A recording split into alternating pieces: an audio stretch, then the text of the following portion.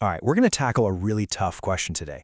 What happens when a theology, one that's designed to defend the oppressed, actually ends up, well, shrinking the very story it's trying to tell? Let's dive in. It really all comes down to this question. What happens when the pain of one moment, of one particular struggle, becomes so powerful that it actually starts to rewrite everything else? And I'm talking about everything: our view of history, our reading of Scripture, and even the very mission of the church. Now, let's be super clear. This is not about denying suffering. The wounds of war, displacement, loss, all of that is deeply, deeply real. But the issue we're looking at is a bit different. It's a kind of crisis of theology that can happen when political pain becomes the one and only lens we use. You see, at that point, theology isn't guiding us anymore. The moment is controlling us. And that brings us to this key idea, the controlling lens. Imagine putting on a pair of sunglasses that tints everything you see in one single color. Well, a controlling lens is basically that.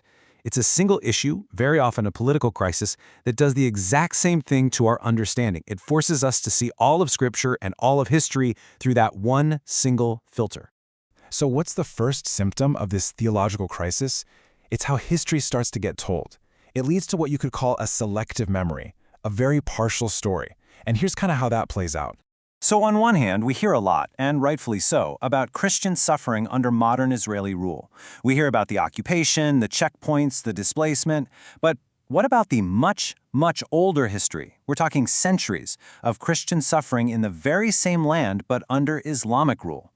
That story, with its own conquests and forced conversions, often just gets pushed to the side, almost silenced. So you have to ask the question, right? Why is one history amplified while another one is practically muted? Well, a lot of the time, it's to preserve a modern narrative of Muslim-Christian solidarity against a common opponent. In that framework, you see the difficult, messy parts of the past just get smoothed over because, frankly, they get in the way of a politically useful alliance. This isn't just about emphasis, it's selective memory with a really high price. In this selective history, it leads to something even more troubling. It ends up creating two completely different moral scales to judge the past, and which one you use depends entirely on what's politically convenient today. For example, the early Arab conquest of the land is often just normalized. It's treated as a settled fact of history. It just is. But then, the modern Jewish return is frequently singled out as uniquely illegitimate. A colonial trespass. But hold on. If conquest itself is the moral problem, why is one accepted as just history while the other is treated as this unforgivable act? A theology of justice simply can't have two different moral scales. But this is where the distortion gets really serious. It moves beyond just history and morality and starts to reshape the Bible itself. This kind of lens doesn't just change our view of the story, it actually starts to change the story. You'll hear some argue that the modern state of Israel is nothing more than a European colonial project. And while that's certainly part of the complex story, it is not the whole story. Not even close. I mean, just look at this timeline.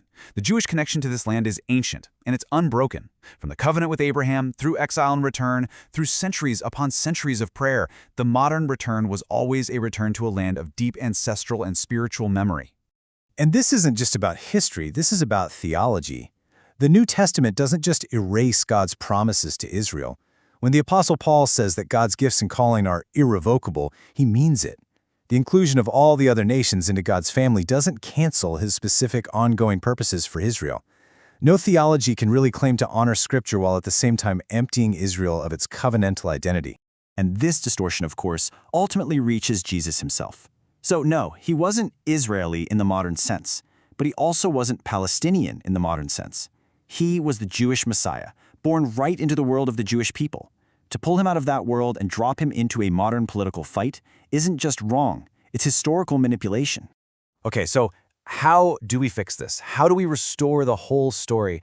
Well, it starts by getting back to the true core mission of the church. The church's main mission isn't to pick a side in a political conflict and baptize it. Its core purpose is to proclaim a message of hope, forgiveness, and reconciliation to everyone. And that means everyone, Muslims and Jews alike. If we start seeing Muslims only as partners and Jews only as oppressors, we're simply not telling the whole story anymore. The church is called to speak to both. Restoring the whole story really means looking beyond the daily headlines. It means remembering these 5 things: the covenants with Abraham, the witness of the Hebrew prophets, The crucial fact that Israel is not an expendable category in God's plan, that the nations are gathered in, not as a replacement for Israel. And finally, that our ultimate hope isn't in a political victory, but in something so much greater. So we end right where we began, with a choice. Is the church going to speak with the full, complete story of God? Or is it going to limit itself to only the language of the current crisis? Because when a theology revolves around a national struggle, it loses its center. But when it's anchored in that bigger, whole story, that's when it can finally tell the truth.